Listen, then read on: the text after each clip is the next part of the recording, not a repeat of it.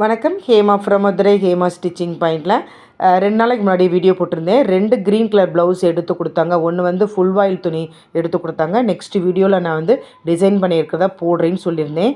இந்த கிளாத் தான் ஃபுல் வாயில் கிளாத்து. இதில் வந்து டிசைன் பண்ண போகிறேன். இதில் ஃபுல்லாக அயர்ன் பண்ணிவிட்டேன். இதில் கேன்வாஸ் வச்சுட்டு 1.5 இன்ச்சுக்கு நம்ம 1 இன்ச் வச்சுக்கலாம், 1.5 இன்ச்சு வச்சுக்கலாம். வச்சுட்டு ஒரு மார்க் பண்ணி கீழே வந்து சர்க்கிள் பண்ணி விட்டுருக்குறேன். இந்த தையல் எதுக்கு அப்படின்னா, கேன்வாஸ் அயர்ன் பண்ணியிருக்கேன். இருந்தாலுமே நகலாமல் இருக்கிறதுக்காக இது ஓரளவு சும்மா ஒரு தையல் அடித்து வச்சுட்டேன். இந்த இது வந்து கோல்டன் கலர் கிளாத் இருக்குல்ல, அது வந்து பைப்பிங் ரெடி பண்ணிக்கிற மாதிரி ரெடி பண்ணி அயர்ன் பண்ணிக்கோங்க. கொஞ்சம் தின்னாக இருக்கும்.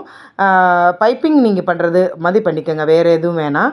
பண்ணிவிட்டு இந்த மாதிரி சர்க்கிளாக அப்படி டிசைன் பண்ணிக்கிட்டேன். இதை சுற்றி பண்ணிவிட்டு அயர்ன் பண்ணிட்டா கொஞ்சம் நம்மளுக்கு நீட்டாக வரும் இந்த கிளாத்து.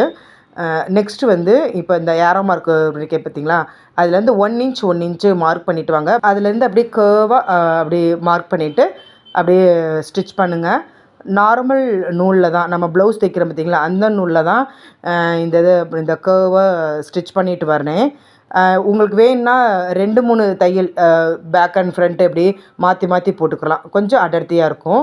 அதில் உங்களுக்கு வியூ காமிப்பேன், பார்த்தா உங்களுக்கு தெரியும். இந்த மாதிரி தாங்க இருக்கும். அதுக்கப்புறம் நீங்கள் பீட்ஸ் வச்சு வைக்க போகிறேன். இந்த ரவுண்ட் ஷேப் இருக்குது பார்த்தீங்களா, அதில் வந்து ப்ளைனாக இருந்த மாதிரி இருந்துச்சு. அதுலேயும் அதே மாதிரி இந்த மாதிரி வச்சுக்கிட்டேன். நான் பீட்ஸ் வைக்கிறதுக்கு கொஞ்சம் நல்லாயிருக்கும். நெக்ஸ்ட்டு வந்து நம்ம வந்து இந்த கேன்வாஸ் வந்து பேக் சைடு தெரியாமல், அது உள்பக்கம் தெரியாமல் இருக்கிறதுக்காக லைனிங் அதில் கொடுத்துக்கிட்டேன். சும்மா கொஞ்சமாக கொடுத்துட்டேன். ஏன்னா அந்த இது பேக் சைடில் கொஞ்சம் அசிங்கமாக இருக்குமே அப்படின்றதுக்காக உள்ளுக்குள்ளே இந்த மாதிரி கொடுத்துட்டு பண்ணிட்டேன். நெக்ஸ்ட்டு வந்து இந்த இது ஃபுல்லாமே பீட்ஸ் வச்சு கம்ப்ளீட் பண்ண போகிறேன். ஸ்லீவ்லேயும் இதே மாதிரி வச்சுக்கிட்டேன். ஸ்லீவ்லேயும் அதே மாதிரி உள்பக்கம் பாருங்கள், இப்படி கேன்வாஸ் வச்சு அயர்ன் பண்ணிவிட்டு இதில் அப்படியே ஹெம் பண்ணி விட்டுருவேன் பேக் சைடில். இது நெக்ஸ்ட்டு வந்து நம்ம இதை ஃபுல்லாமே பீட்ஸ் வைக்க போகிறோம். பீட்ஸ் வந்து எப்படி வைக்க, இப்படி தாங்க வைக்கணும். இதில் பாருங்கள், நார்மல் நூலில் தான் வச்சுருக்கிறேன்.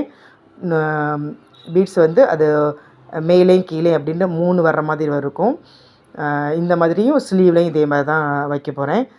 இதில் ஒன்று வந்து என்ன மிஸ்டேக் பண்ணியிருக்கேன் அப்படின்னா, இது மிஸ்டேக்குன்னு சொல்ல முடியாது, ஒரு கவனக்குறைவு அப்படின்னு தான் எனக்கு தோணுது. அது என்னன்னு நீங்கள் கமெண்ட் பாக்ஸில் கமெண்ட் பண்ணுங்கள். என்ன பண்ணியிருக்கேன் அப்படின்ட்டு நீங்கள் சொல்லுங்கள், பார்க்கலாம். இந்த வீடியோ உங்களுக்கு பிடிச்சிருக்கு அப்படின்னா லைக் பண்ணுங்கள், கமெண்ட் பண்ணுங்கள், சப்ஸ்கிரைப் பண்ணுங்கள். நெக்ஸ்ட்டு வீடியோவில் வந்து ஃபுல்லாக உங்களுக்கு ஸ்லீவ் இன்னும் முடிக்கல, ஸ்லீவ் முடிச்சு